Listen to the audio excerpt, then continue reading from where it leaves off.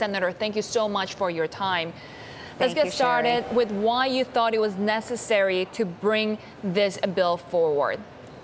Well, I've been working on this bill with Senators Portman and Jones, and so it is a bipartisan bill. But we felt it was important that the president still have tools in order to negotiate.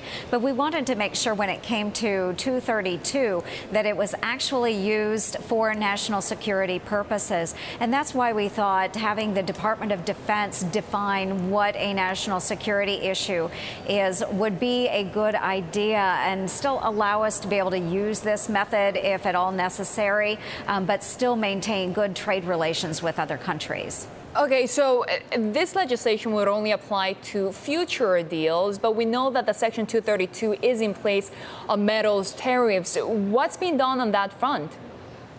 Well, we do think that we will be able to resolve that issue with those past tariffs, trade deals. But as we move forward, we didn't want to make this retroactive. We want to state very clearly that moving forward, this will be how those threats will be defined by the Department of Defense. But again, looking back, we do think that with the 232s that exist out there, we think we'll be able to work through those in short order. Well, Senator, explain, if you would, how that's going to get worked through in this sense. You are from Iowa, I note, and it's been known that there's a fair amount of agriculture out in your state last time I checked.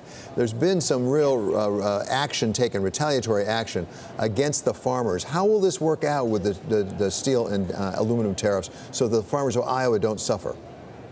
Well, we are currently using 232, for example, against Canada. So what we need to do is just make sure that we are working out through the new trade agreement. I know that Robert Lighthizer, our U.S. trade rep, is working very hard on those deals. And from what I've heard from a number of sources like Mr. Lighthizer, from Secretary Perdue, from others, the president and the vice president, that we are very close to having deals done with Mexico and Canada. So I think in the short term, we will work through that. And then knowing that in the future, if the president wants to use 232, it will be, hopefully, if we can get this bill done in short order, that he will have to go through the Department of Defense to have that defined. Right now, we're hearing that the strategy right now on trade negotiations with NAFTA counterparts could be deal with Mexico first and then with Canada.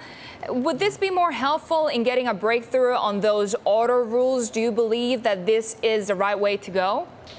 I think we are headed in the right direction. I think the president is doing what he believes is right, and I support him in that. We do want really good trade deals. But of course, as was stated earlier, David, with all of our agricultural products in Iowa, we are caught in the crosshairs right now. So if we can get a deal done with Mexico very soon and Canada following shortly after, that would be very helpful for everyone involved in these trade situations. So I would encourage the president, work for good trade deals, but let's get them done in short order. So, Senator, briefly, what about China, though?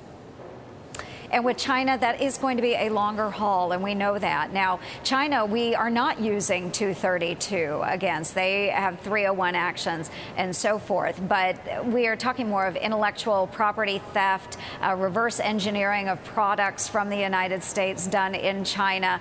There's so many trade actions that they have just really been bad partners to not just the United States, but many of their other traders. So we have a long ways to go with them. But I do feel that we will be able to work through it. I think China is beginning to feel the hurt from the tariffs that have been enacted. Yeah, especially when China says that they want to defend their nation's dignity. How do you get out of this with both sides not losing face? Well, defending their dignity in China also means making sure that they have the products to support their population. They have to feed their population, and they rely on other countries to do that. And so America can be a very strong and a very good trading partner to them, but they have to understand that we won't tolerate the theft of American property anymore, and that they need to be good trade partners, not just to us, but the greater trading partners from all around the world.